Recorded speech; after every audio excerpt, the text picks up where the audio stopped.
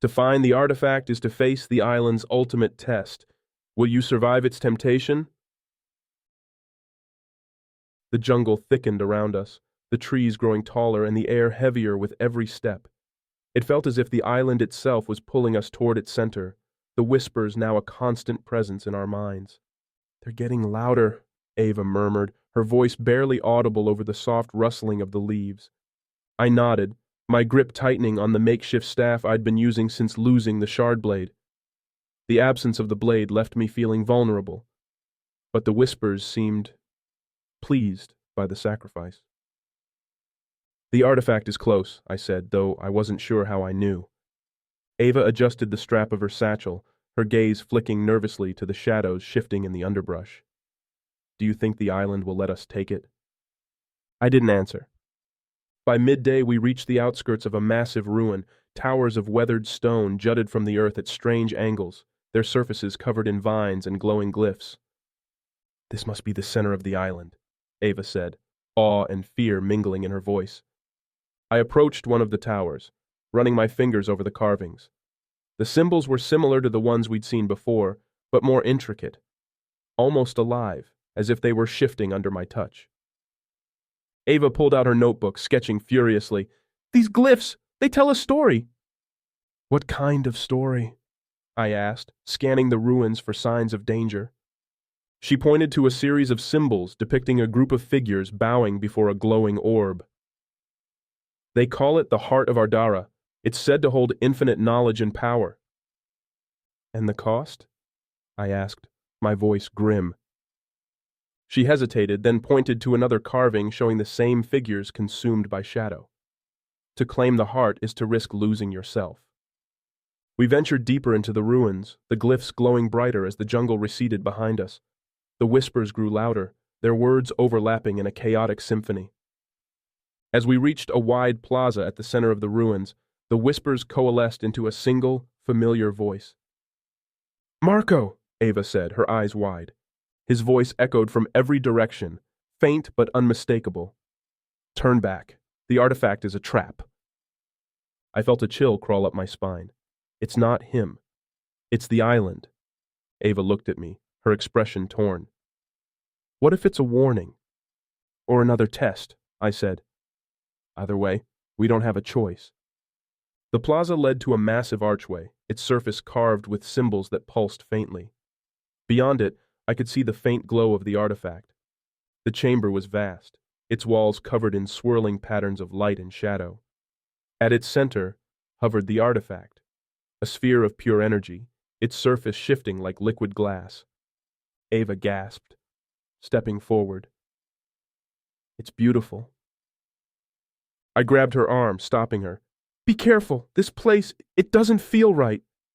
The whispers surged, louder and more insistent. "Take it, claim it, the power is yours."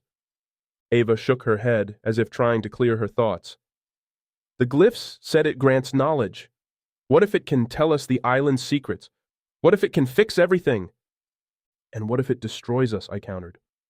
Her gaze softened, and for a moment I thought she would step back. But then the whispers changed, their tone gentler, almost pleading. "You are chosen. The heart awaits." As Ava reached for the artifact, the chamber shook violently. The walls seemed to ripple, the glyphs twisting into shapes that resembled faces, anguished, pleading faces. The whispers became voices, each one distinct and filled with emotion. "You are unworthy. Prove yourself. What will you sacrifice?" Ava stumbled back, clutching her head. "It's testing us." I stepped forward, the ground trembling beneath my feet. "Then let it test me." The artifact pulsed, and the chamber shifted around us, dissolving into a swirling void. I found myself standing on a narrow bridge suspended over an endless abyss, the whispers now a deafening roar. At the other end of the bridge stood a shadowy figure, its form flickering like a dying flame. "Who are you?" I demanded. The figure stepped closer, and I froze. It was me, an exact replica, down to the smallest detail.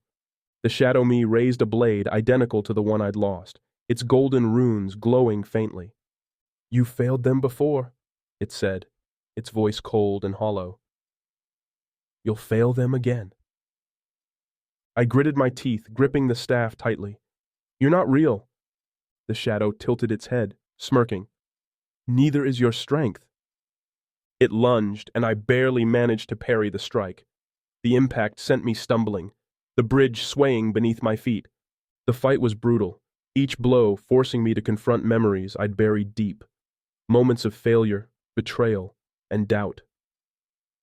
You let them down, the shadow said, its voice cutting through me like a blade. You'll let her down too. I swung the staff with all my strength, shattering the shadow's blade. I'm not perfect, I said, my voice steady. But I'm still standing. And I won't let you stop me. The shadow dissolved into light, and the void faded, returning me to the chamber. I found Ava kneeling before the artifact, her eyes fixed on its swirling surface. Ava, I said, stepping toward her, it's done. We can leave.